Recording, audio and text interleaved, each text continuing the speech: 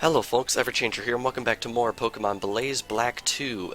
Last time, we made our way to Nuvema Town, completing our exploration of the Unova region in terms of towns and cities. But in terms of routes, we're not quite done yet, because there's a couple more routes for us to explore on our journey, and that's what we are going to be doing today. First off, I have to point out that these routes contain a lot of trainers. I counted it up beforehand. I believe there are 17 trainers that we're going to be fighting this episode, which is kind of insane, and I really hope we can get through it. And in more ways than one, this is my 4th attempt at recording this episode due to the stupid lag problem that we've been having.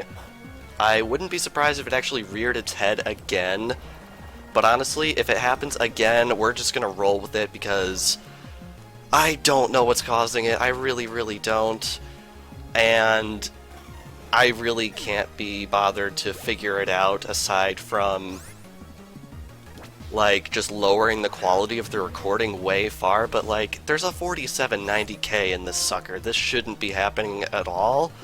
So, yeah, I'm really not sure what's up with that. So we're just gonna have to roll with it. And I do apologize if we have to do some battles at slideshow frame rates. We have gotten a bit further than I was able to get the last 3 times recording this, so hopefully we're good. Hopefully. Ay. Anyway, before we get too far into this episode, I do want to point out that if you are watching this episode very soon after it launches, as of recording this, the Zeldathon marathon is going on at twitch.tv/SuperMCGamer. And I definitely suggest you check it out. Really good people doing really good charity work. And I'm pretty sure I forgot to mention the last time a Zeldathon was going on this series, because this is actually the 2nd Zeldathon to go on while I've been doing Blaze Black 2, which is kind of insane. But yeah, make sure to go check them out. They're great charity people. And yeah, that's all I have to say about that. In fact, I had to drag myself away from the stream myself to record this video. Anyway, next trainer up. And I think I want to take this episode to talk about the other big game that Nintendo revealed at E3 this past week, because, like many of you, I am very excited for it. So, way back when I was in high school, which is hard to imagine at this point, back in June of 2014, right before I graduated, the first footage of the HD Zelda game for the Wii U was shown off, and that was pretty much the last we saw of it since then, until last week, when Nintendo put together oh my god, we got the freeze, seriously? When Nintendo put together a trailer and showed it off to the world for The Legend of Zelda Breath of the Wild. And right at the name, you can tell that this Zelda game is gonna be different. And of course we have a Destiny Bond coming out, because why not? Are we gonna defrost? Nope. I'm probably gonna want to switch. But yeah, Breath of the Wild is the subtitle of the new Zelda game, and that's a really interesting title because it's very different from any other titles of any other Zelda game, because like 99% of the time your Zelda game is going to be named after a special item or other plot device, like the Wind Waker or Skyward Sword or Twilight Princess or Ocarina of Time or Majora's Mask, titles like that. And Breath of the Wild has a very different, almost exotic feel to it. Oh my god, are we really gonna have to sit here waiting for this to count down? Yep.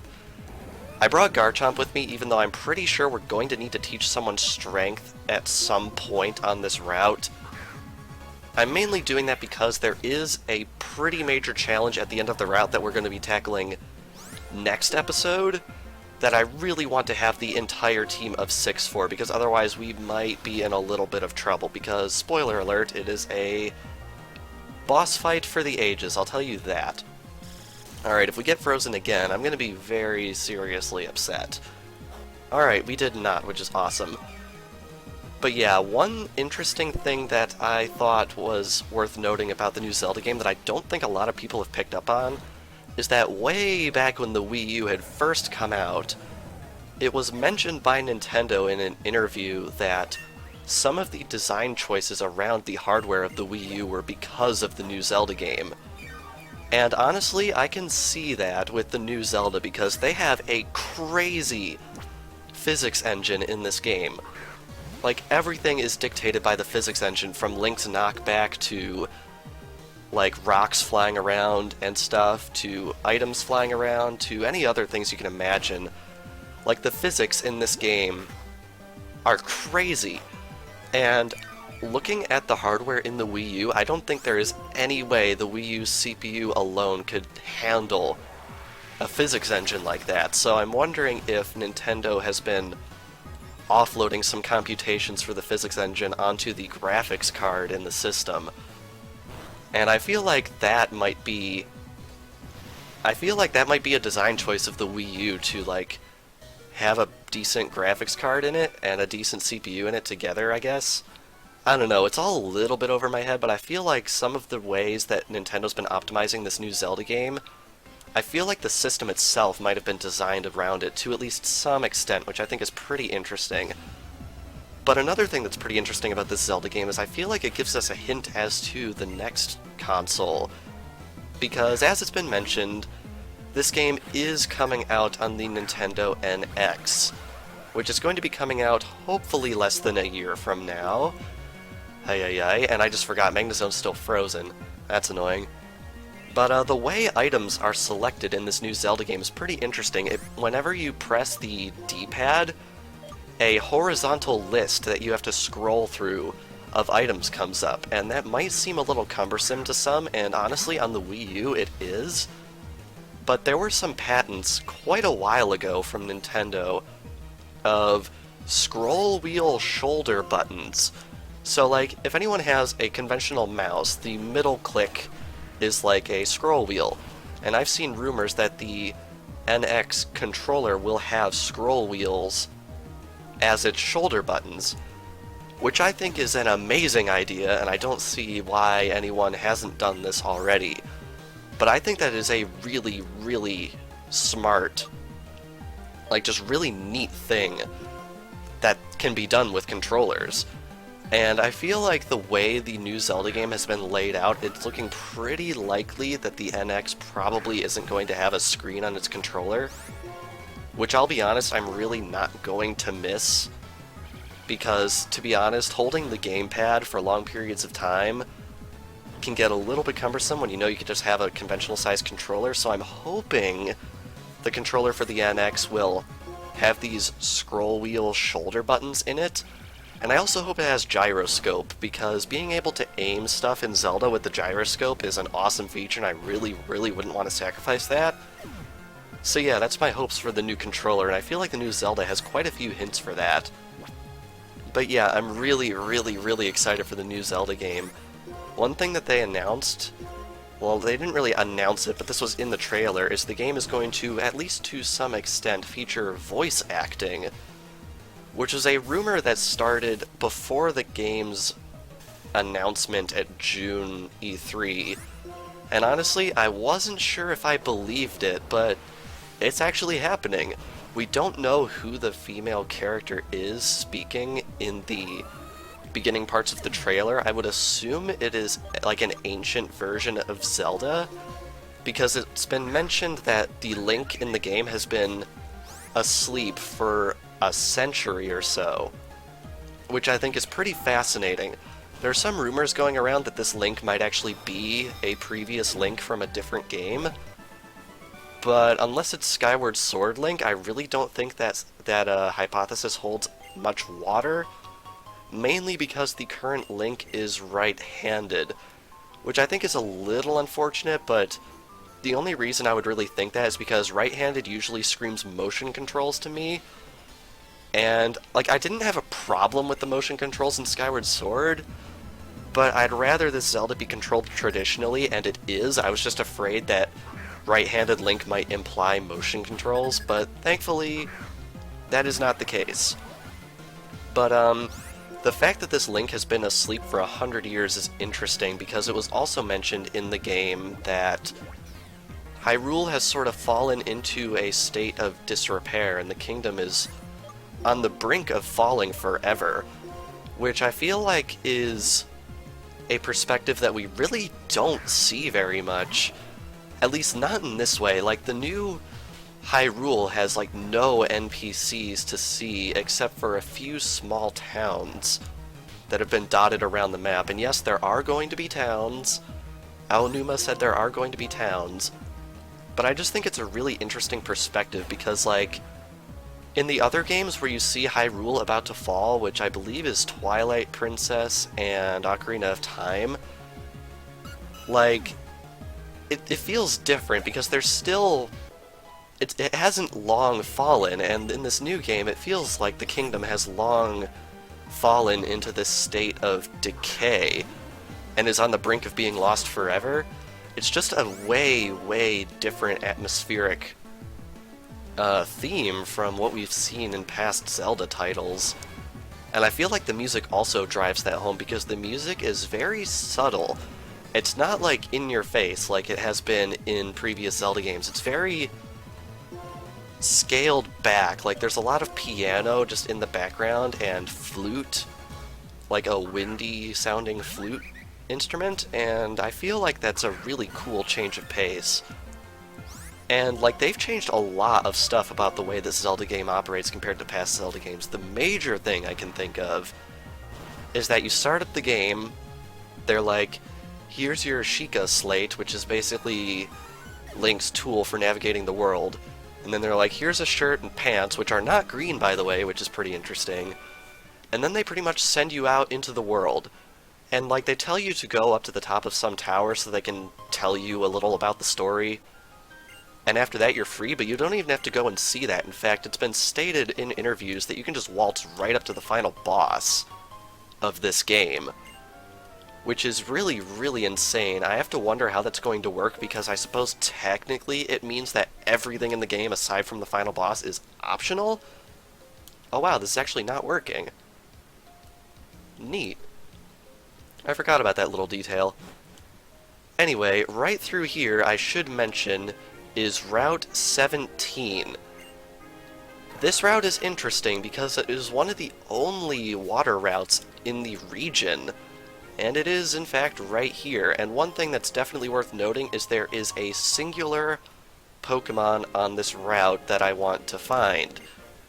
It is through surfing in dark spots, which sounds bad at first, but this thing has a 65% encounter rate, which I am very, very, very thankful for, because looking for hours and hours and hours on end for trying to find Pokémon really is not a fun existence, and I'm pretty sure my gameplay time is vastly rapidly approaching 120 hours, which is ridiculous, and I will guarantee you that at least a third of that, you heard me right, 1/3 of that, I'm pretty sure, has been spent purely on those mass catching session episodes. I'm not joking, I'm pretty sure about 40 hours of gameplay have gone into just searching for Pokemon and nothing else, which is insane, and makes me really wish time travel existed so I could go back and slap my past self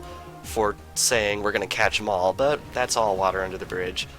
But yeah, hopefully this Pokemon I want to catch is really, really easy to get a hold of. But anyway, back to the new Zelda game. The world seems to be, based on early measurements by people who are way nerdier than I am, seem to peg the world size at slightly smaller than Xenoblade Chronicles X. I don't know if that calculation counts the vast amount of ocean that you can explore in Xenoblade Chronicles X, but even if it doesn't, that is a lot of territory to explore, and I'm really, really excited to explore all of it, because from what we've seen of this Zelda game, pretty much around every corner is something to do, which is awesome. It's kind of like how in Xenoblade Chronicles X the world was split into segments, and every single segment had something or other to do in it. And this is pretty similar, because you can just walk around a corner and there's, like, I don't know, a little enemy base, and you can kill all the enemies for items. Or there might be a herd of animals or something like that. Like, the world is really, really vast, but it also has a lot of stuff to do in it, which they've shown off, which I'm really, really excited about. Anyway, right up here we have an item, a blue shard. Now, one thing that is a little awkward about this route is, as you can see, it is laid out with water currents, which means it might get a little frustrating to get around here, but we're gonna have to roll with it. Now, one thing I do really want to talk about is the fact that you can use the Wolf-Link amiibo in Breath of the Wild, and it will summon in Wolf-Link as a companion character to you, who will help you hunt enemies and defeat, like animals that you can catch for food. And I think that's really, really cool. And I also really like, I keep on forgetting that Magnezone is frozen. Can we please just defrost? That's a thing, right? Just defrosting? No? Okay. And yeah, it's really cool how you can summon in Wolf-Link, and I really, really like how they remodeled him, like completely redrew the model from Twilight Princess. And they also completely redid his animations, which I think are really, really awesome because, honestly, I've been playing Okami for about a month on the channel right now, and I've probably mentioned this at least once in that series already, but I feel like compared to the wolf animations in Okami, Twilight Princess's wolf animations seem a little stiff. I don't know. But I feel like the animations in Breath of the Wild are a lot better and a lot more lifelike than they were in Twilight Princess. Which isn't knocking anything against Twilight Princess exactly, I'm just really glad that they've managed to, like, vastly improve that little part of game design in the past decade. And God, I just realized again to myself that Twilight Princess is 10 years old this year. That is legitimately terrifying. I don't know about you guys, but I remember when that game was new, and now it's 10 years old. That's kind of insane. I can scare you guys right now. Spirit Tracks, The Legend of Zelda Spirit Tracks, is 7 years old this year. Like, where did the time go? Holy crap. But yeah, that's one little detail about the new Zelda game that I really, really like, and I feel like that's what drives this Zelda game for me, is all of the little details in the game. Like, there's quite a few little details that I feel like not a lot of people know about just because there's so much footage to look through, and wow, I really need to heal actually. I'm gonna cut away and do that really quick before I forget. Alrighty, that's healed up. But anyway, yeah, the little details in the new Zelda game are very, very impressive to me, and oh crap, can I get back? I can, good. Alright, can we get lucky? I really want to get lucky on this one. Nope, unfortunately not. But yeah, like, there's so many little details in this new Zelda game that I feel like a lot of people don't know about. Like, for example, if you don't equip pants onto Link, which is a thing in this game, by the way, which is crazy in and of itself, but if you do not equip pants onto Link, he will, when you attempt to open a treasure chest with him, he will kick it and stub his toe and jump up and down, gripping his foot for a moment. It doesn't do any damage, but it's just a really, really small detail. Another interesting detail that they showed, and I feel like this is a huge testament to the physics engine, is having to do with fire in the game. Because you can set brush fires on parched grass, and the wind in the game will dictate which direction this brush fire spreads to. And you can even light a brush fire to spread into an enemy base camp where they have powder kegs, and it will cause the powder kegs to explode. It's really, really cool, and the fire in the game will also cause updrafts only above where the fire is, so it causes a localized updraft that the player can create, and then they can jump over this updraft and paraglide using the sail cloth that you can get in the game. Like, it's so crazy, all the little details of the physics in this game, like, they really blow my mind. And one thing I definitely have to praise are the ragdoll physics on Link, because there was one time where, in the Treehouse footage, where Link got decked in the face by this gigantic stone monster, and he just ragdolled against the mountain and just tumbled right off, and I thought that was a really neat little detail. Like, they didn't have to make Link ragdoll, but they did. And I feel like that's a really big part of the Zelda game, is all these little details they really didn't have to do, like the toe stubbing thing. all these little details they didn't have to do, but they did. I feel like that really makes this Zelda game. In fact, I feel like this game is probably going to go down in history for at least quite a long time after this, if not forever, as the most ambitious Zelda game. No, I'll say like the most ambitious Nintendo game, period. Like, there is so much stuff going into this game. I think they mentioned that the development team on this game is over 100 people, and you've also got Monolith Soft helping out on the title, which is crazy to me. So many people are working on this game, and I feel like it really shows. And honestly, I feel like Nintendo is the only game company that could have gotten away with showing one game at E3, and they actually pulled it off. I feel like the game, like this one game that Nintendo demoed at E3, this Zelda game, I feel like it was worth having an E3 dedicated to just this game, because there is so much stuff in this game that Nintendo can show off. Like, this game carried Nintendo's E3 this year, like, seriously.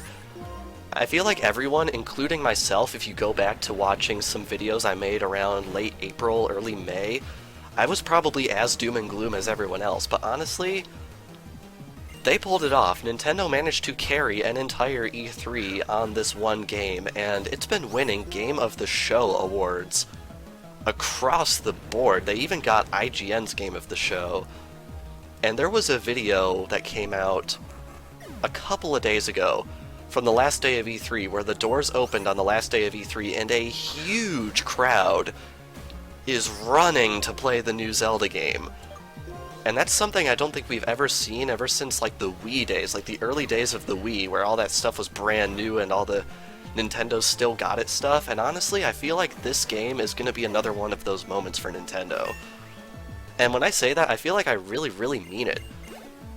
Like, honestly, like, if you ask around the internet, there will be people that say Twilight Princess is the best, or Wind Waker is the best, and that's still going to happen after this new Zelda game comes out, but I feel like this has great potential to be the game where if you go and ask, like, the collective internet as a whole what the best Zelda game is, I feel like this is the game where the answer will cease to be Ocarina of Time.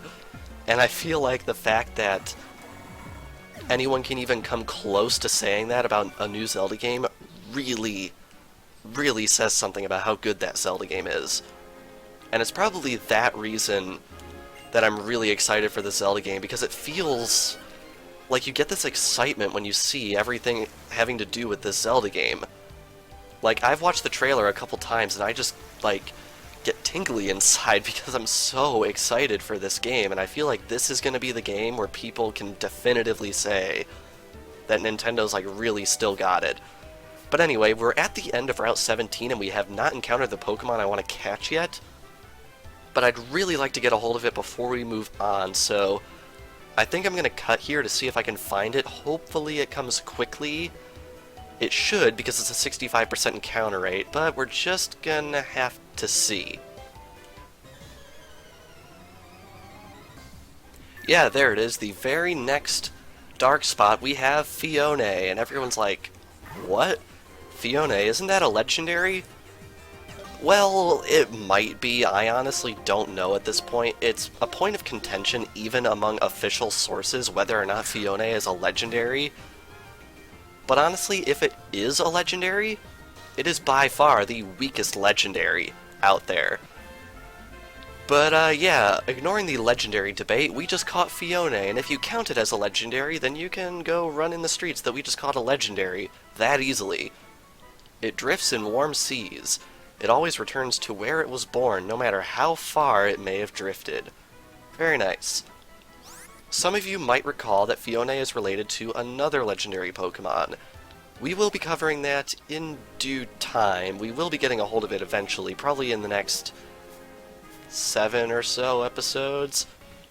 I have the rest of the LP planned out on paper, and we should be getting the Pokemon to which I am referring within the next 7 episodes or so, because my plan going forward is we're going to finish up exploration of this route, and then we're going to have a few more Pokemon to catch, and then we are going to be taking 3 or 4 episodes to basically fight all of the really powerful trainers dotted all around the Unova region that we never took the time to check out, because there are a lot of really strong secret boss type characters in this game, and I would like to show them all. So once we finish exploring the region, we're going to be doing all of those boss trainers, and then after that we are going to be catching every possible legendary.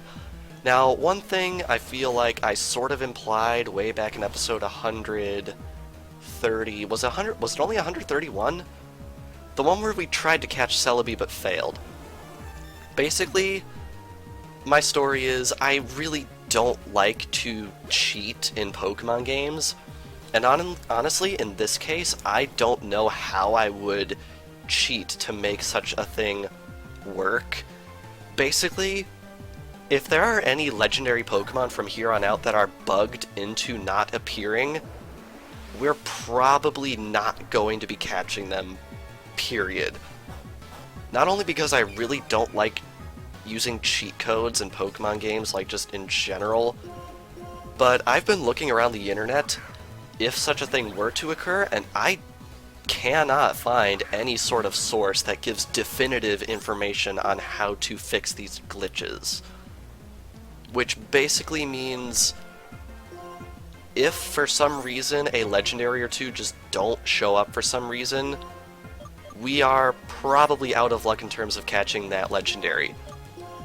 Don't let it bother you though, because I feel like catching them all and catching all the ones we can possibly catch without the use of glitches, those two things are pretty much the same in my book, and if there are any Pokemon that are glitched out and we cannot catch, I will still make mention of them, and where you can find them, and how it's supposed to work, just so if you're playing along with me, I have at least some information as to where you might be able to find this Pokemon. Even if I can't find it, hopefully some of you will be able to find it. I feel like this might be a bit of repentance for what happened in Liquid Crystal, because I got super lucky and I was able to catch Zapdos in Liquid Crystal, even though a lot of people online had problems where Zapdos would not appear at all.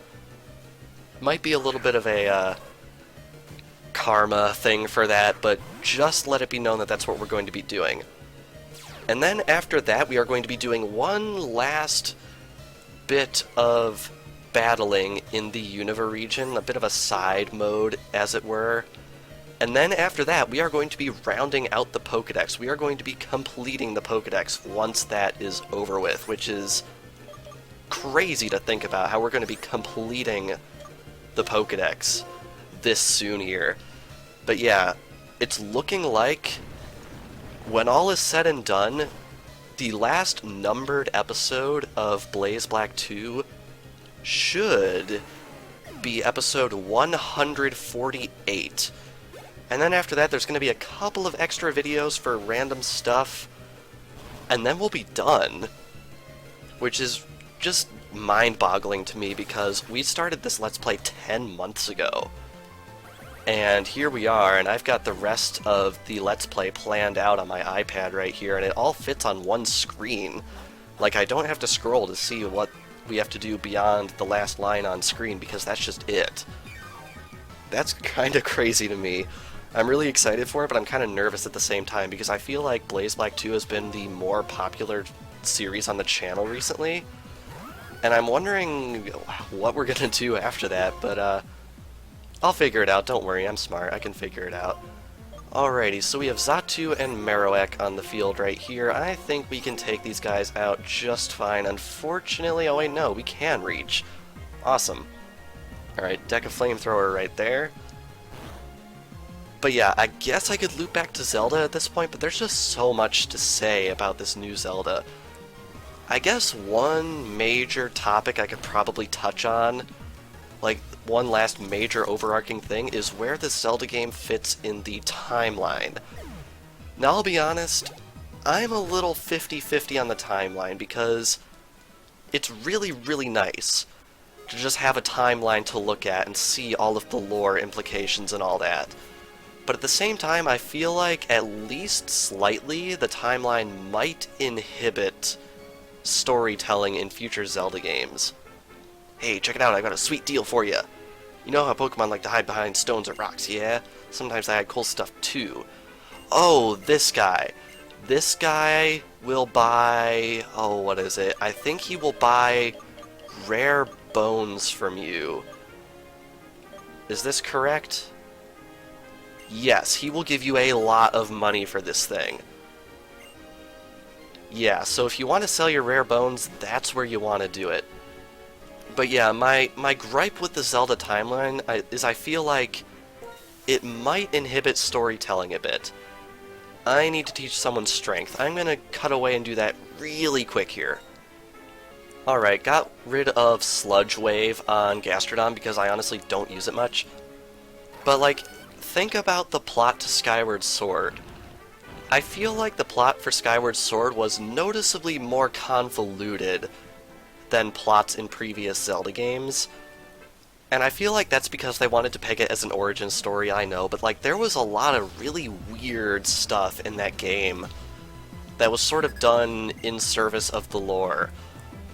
And that was right around when Hyrule Historia came out with the Zelda timeline, so I feel like earlier Zeldas took quite a bit more liberty with the lore, because I feel like the lore was at least somewhat of a consideration when creating previous Zelda games, but I feel like Skyward Sword, it really, really showed that they were trying to make stuff work out with the timeline. And I hope that the development of this next Zelda game doesn't lead to stuff getting all weirded out because of the timeline, because I feel like if there's, like, say, a gameplay decision or just a fun little detail that you want to include in the game, I really don't know why I didn't switch right there, by the way. I hope that they just ignore the timeline in those cases and just do what makes the better game, if that makes sense. Although, to be fair, I really do like having a laid out timeline. It seems weird to me how, knowing that there might be oddities in Zelda games that were done purely because they wanted it to fit in the timeline. Luckily, I don't think we've seen that too terribly much recently, and I really hope it never becomes a thing. But in terms of where I think this game lies in the timeline, I feel like there's 3 distinct possibilities that I've seen online that I find the most believable. The first theory is that this game actually takes place in the Downfall timeline, which I think would be interesting in and of itself, in that there is no 3D Zelda game that takes place in the Downfall timeline, as of right now. But basically, at the end of the Downfall timeline, like when it forked at the end of Ocarina of Time, you had Link being defeated in the final battle against Ganondorf, who then proceeded to take over Hyrule.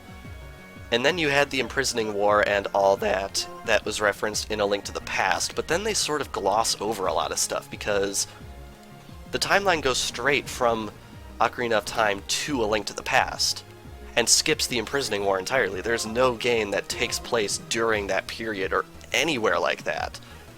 So I have to wonder if this new Zelda game might fit right in there to sort of bridge the gap between Ocarina of Time and A Link to the Past.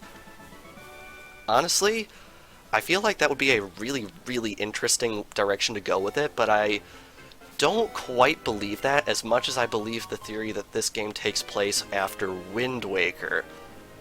Because there are Koroks in this game, and Koroks only exist in the lore of The Legend of Zelda after the Great Flood that led to the events of Wind Waker, because the Kokiri evolved into the Koroks, and that was done purely because they needed the ability to fly with the flood having occurred. So I feel like this might take place in a very distant future, after the events of Wind Waker, when the floodwaters have receded, which I think could be pretty interesting, and I feel like this theory is at least somewhat corroborated by the fact that at one point during the demo, one of the players found rock salt, and it was mentioned that the rock salt originated in the ancient sea. And the fact that it references something called an ancient sea is really interesting to me, just because the one major ocean that has been featured in The Legend of Zelda is the Great Sea. So either this is an ocean that is never seen, or it has to be the Great Sea. There's no in-between about it. Which I think is pretty interesting. I feel like the Korok thing definitely links it to the Wind Waker timeline somehow, which is why I feel the Downfall timeline theory holds a little bit less water. And I could go back to how maybe it's a gameplay decision, and they just sort of said screw the timeline for the moment and put Koroks in the game, but honestly, those things don't really represent a major gameplay focus. At least they don't seem to. I feel like they could have put any NPC or invented a new race to put in there, but they specifically chose the Koroks from Wind Waker, which I feel like is pretty telling considering, like, again, they could have just made up something new, but they specifically chose to put those guys in there, which is very fascinating to me. But anyway, I feel like that's the most likely theory, and I'm not going to try and say any of these theories are correct, because obviously we don't know yet. Although, to be fair, I feel like now that the Zelda timeline is a thing, I feel like the game itself will not leave this ambiguous. Oh god, normal gem explosion, that's going to kill. But yeah, that's one nice thing about having the Zelda timeline, is that it's not going to leave things ambiguous as to where games take place from here on out, I feel like. I feel like games are going to have definitive points in the timeline. But wow, I just noticed we are down 4 guys. But the most interesting theory I found, but also the one that I think is probably the most absurd, is the theory that this game takes place at the end of all 3 timelines. I've seen some theories going around that this game takes place at the end of all the timelines and serves to unify them, which I think is a really interesting idea, but honestly, I kinda doubt that's the case, just because, looping back to the timeline thing, Nintendo would want to explain how the heck all this works just because of how ludicrous such a plot would be. The storyline and lore for this game would be ridiculous. I'm sure, like, no one can argue the fact that it would be kind of insane trying to explain away this game unifying all 3 timelines. But yeah, people point to the Koroks from Wind Waker. They point to scenarios kind of like the Bridge of Eldin showing up in the trailer, although I don't think it's the same bridge, if we're going to be honest here. But I do think, like, I find it interesting to think about, because although I don't think this game is going to take place as a unifier of all the timelines at the end of them, I feel like it would be really interesting to just think about how that would work. Because, like, when you think of... I'm like a sucker for time travel stories to an extent. I didn't really like the one in Skyward Sword just because it made the game really just convoluted and weird and hard to follow, in my opinion.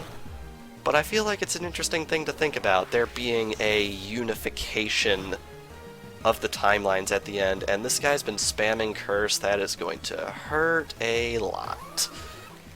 Youch. Alright, luckily that did a ton of recoil to this guy, so that's good. And luckily he's not holding a focus band because he's holding a leftovers, and that is why I brought back Lucario so we can finish off this Snorlax. And yes, I am realizing this episode is going to be quite long, and I have to apologize in advance for that. Alrighty. So yeah, those are my thoughts on the timeline placement of Breath of the Wild. My personal favorite theory is the Wind Waker child timeline theory, although obviously there are many other theories floating around. That's just the one I feel like, I don't know, it makes the most sense to me. But that's the cool thing about these timeline theories, because a different theory might make sense to someone else. And honestly, even though it's like the nerdiest thing ever, like seriously, even though it's just the nerdiest thing ever, I think it is pretty interesting to theorize about the timeline in Zelda, just because of how many different ways you can go with it. Like, it's kind of amusing hearing people talk about, like, when they theorize, they're like, oh, Minish Cap can't possibly take place before Ocarina of Time because Moblins are in Minish Cap and Ganondorf was first in Ocarina of Time.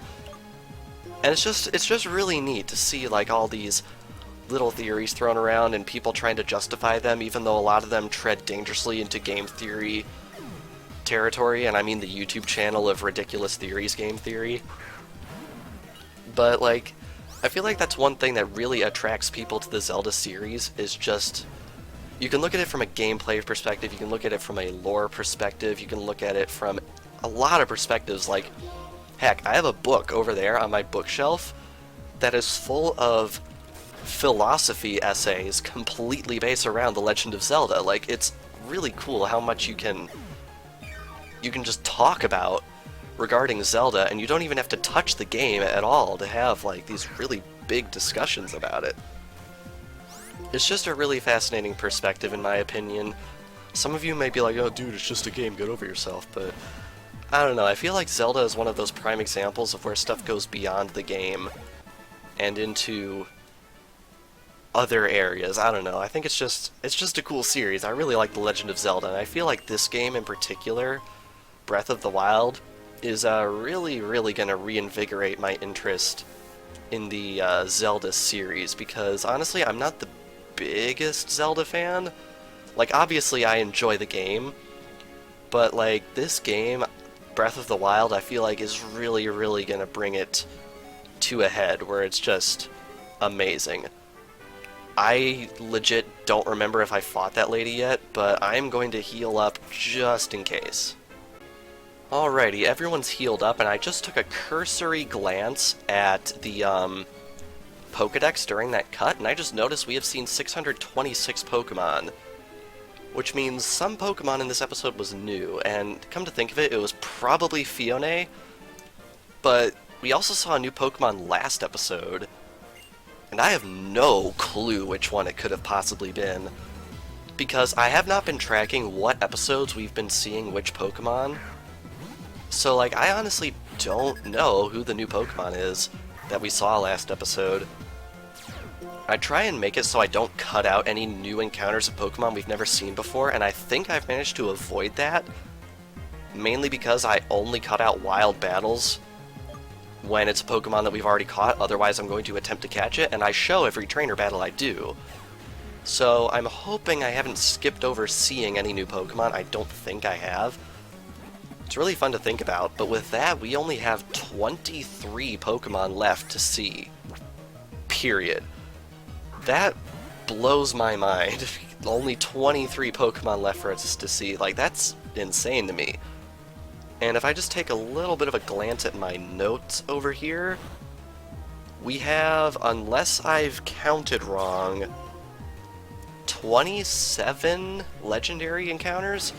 I might have forgotten to count that down from Mewtwo and Mew, but even if I did forget, that's still 25 to see, and we only have 23 Pokemon left to see in the entire series. If we think about it, we saw Tornadus, Thundurus, and Landorus from that person on Route 7, so that's 3. And then Getsus had a Genesect. So those are 4 legendary Pokemon that we have already seen, which leaves us with at least 21 legendaries, so like there's basically a maximum of 2 Pokemon that are not legendary that we have yet to see, which is really mind-boggling to me how we've managed to pull that off. It's kind of crazy how many Pokemon there are in this series, to be honest. I'll be very surprised if there are not 800 Pokemon by the time Sun and Moon come out, because I feel like X and Y had a lot of focus on the graphics, and a big portion of that was modeling all the old Pokemon. So I feel like that's probably a big reason why there were less Pokemon than we were used to in X and Y. And I feel like now that they've gotten that work out of the way, and we know they're going to just reuse the models in Sun and Moon, now that they've gotten that work out of the way, I feel like they're going to have better opportunity to make a lot of new Pokemon for Sun and Moon, which I'm really, really excited about. Alrighty, so, man, I've been saying a mouthful. This recording's almost 50 minutes long already. It's kind of insane. I do apologize. We have another veteran right here. Yeah, it's kind of funny. In my original draft of the notes for this episode, I was planning on catching not 1 Pokemon this episode, but 4, and also doing a boss fight. As you might imagine, that would make this episode like a year and a half long, so we are going to be saving the last 3 Pokemon that I want to catch for this episode and the boss fight for next time. So, it's a little bit of a change of plans, and we're going to have technically a little more Unova region exploration next episode. But honestly, I feel like getting through these last routes is the major bulk of the last exploration we have to do, and man, Lucario cannot take a hit. I don't know what it is, but Lucario has always taken less hits than I expect him to. Maybe his defense is just worse than I thought, and please tell me I outspeed. Yes, I do. Very good. One of the perks of out-leveling the opponent by about 10. But one thing that is definitely worth noting is... let's see, where exactly is it? I think after episode 136, if the plan sticks to what it is now, in between episodes 136 and 137, I think I'm going to have to grind the team all the way up to level 100. Because there are a couple of boss fights I want to do in level 130, not level, God forbid, episode 137, with opponents that are in the very high 90s, approaching 100 in level. And honestly, I don't think I can take them with my current team because, not to spoil anything, but it will involve legendary Pokemon that we are going to have to fight. Level 100 legendary Pokemon, which is mind-boggling, absolutely terrifying to me. So, yeah.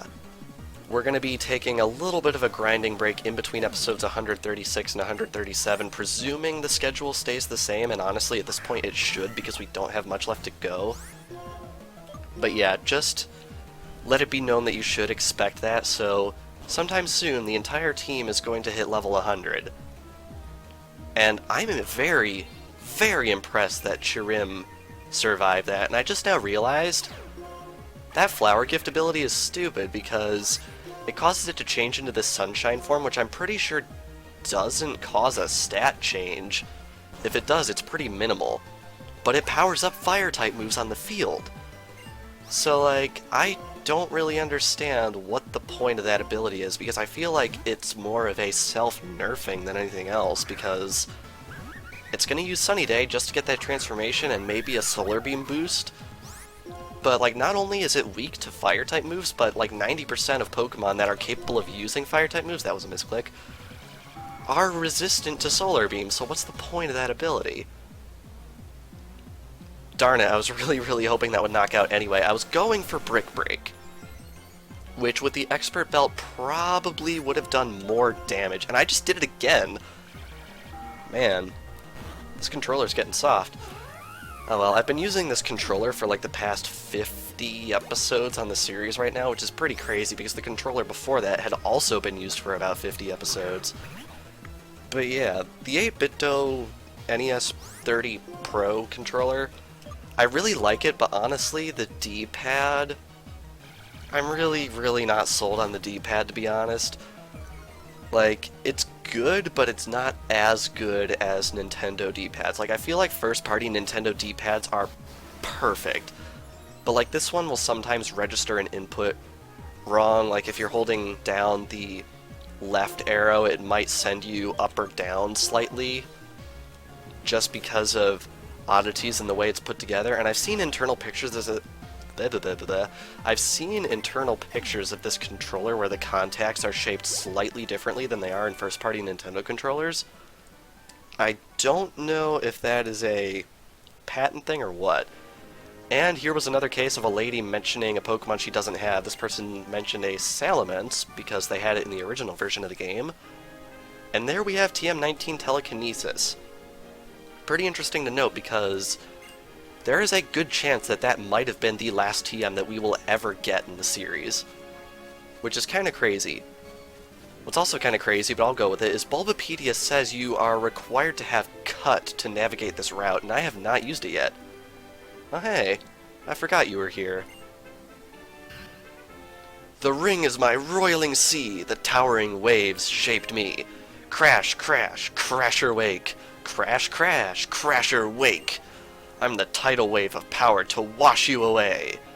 Put out the fire, crash or wake. Run from electricity, crash or wake. Ah, ah, ah, the ring is my sea. Do you know what The Wake is singing? It's the theme song of Crash or Wake, pro wrestler and gym leader of Pastoria City in the Sinnoh region. You know it? Oh yes, I know it. Haven't been there on this channel, but you never know, maybe someday. Yeah! That's right, I'm the gym leader who's got it all. As a Pokémon pro wrestler and as a singer. I'm Pastoria Gym's Crasher Wake. Here's a little bit of Crasher Wake trivia for you. Everyone says I'm a wrestler from abroad, but the truth is, I was born and raised in the Sinnoh region. It's what they call my gimmick. Hey, but that's a secret, okay?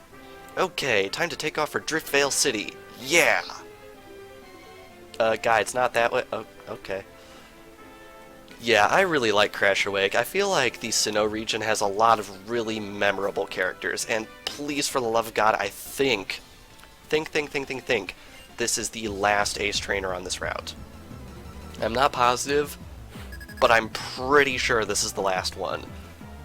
Thank God, because these guys have so many Pokemon. I'm looking at my recording right now, it is at 55 minutes, and I don't remember having too many cuts in this episode, so in spite of all of my efforts to keep this episode quick, I mean, as quick as it can be considering how much I'm trying to get done, this episode might actually be in excess of an hour.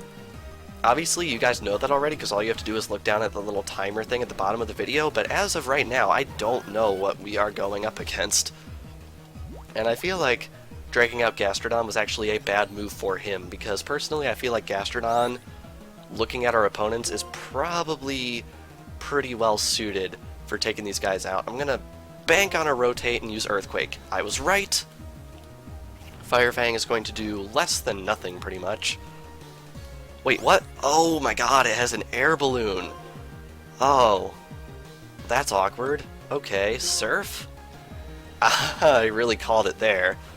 Alright, as long as we can take a close combat, which I think we can, we should be good.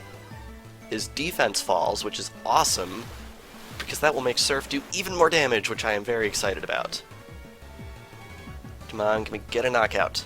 Nice, one shot on the Infernape, which is awesome because Infernape is one of the most powerful Pokemon out there. Definitely not as powerful as Blaziken, I don't think, but honestly I feel like Infernape is one of the best Pokemon out there.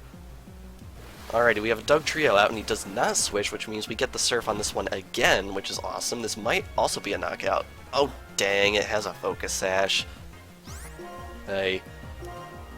I mean, I get it. I know the Focus Sash has competitive use, but honestly, whenever I see it in single player, like, regardless of why I see it, I feel like it's just delaying the game a little bit. Like, at that point, it's just a stall tactic. Alrighty, up next is Tauros, which means he has one Pokemon left in the rings that we haven't seen yet, and I think I'm just going to spam Surf just until... Oh, that's going to hurt. Well, I mean, it's not going to hurt much, but Gastrodon was pretty low, so I guess I should have expected it. Alrighty, I think we are going to send in Victini for this one. Victini is probably good to take out most of the things that this team can dish out. I'm going to use a Brick Break to count on a switch of some kind. Alrighty, that should break the balloon. Yes, the air balloon. I don't remember. Luxray wasn't up in front when this fight started. Did it notify me of the air balloon? It probably did, and I just didn't notice. Alrighty, this is definitely going to knock out because Chatot in the red. And man, my voice, like, I'm sorry if I'm, like, trailing off a little bit, but my voice is pretty shot at this point. I tried to cut off stuff from the end of this episode, but, like, I still feel like this is a very, very long episode, and it definitely is. It's probably going to wind up being one of the longest videos of the series, and give it like 5 more minutes, and it's going to be the longest video in the series. But, yeah, that's definitely why that's the way it is. I was really hoping we could get through this series without having an episode be an hour long.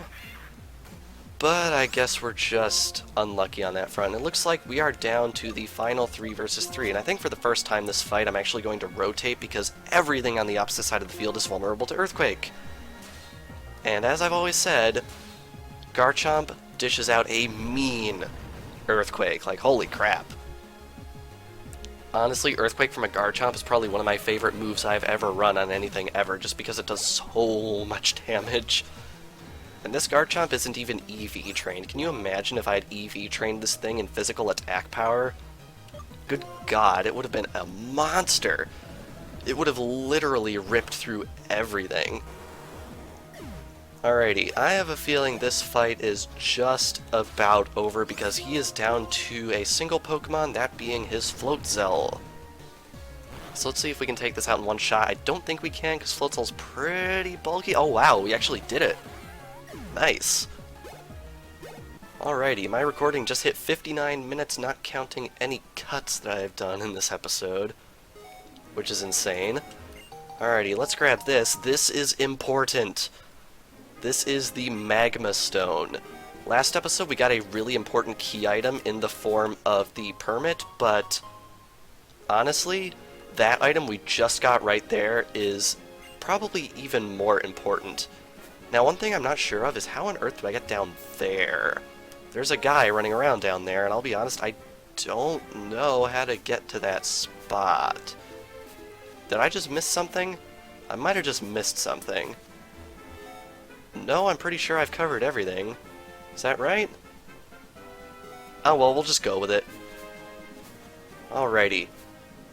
You know what, since this episode's already ridiculously long and we're already going to be doing exploration next time, I think I'm actually going to end it here, which means we aren't technically done with exploration yet, but this episode is really friggin' long, so hopefully you can forgive me this one thing.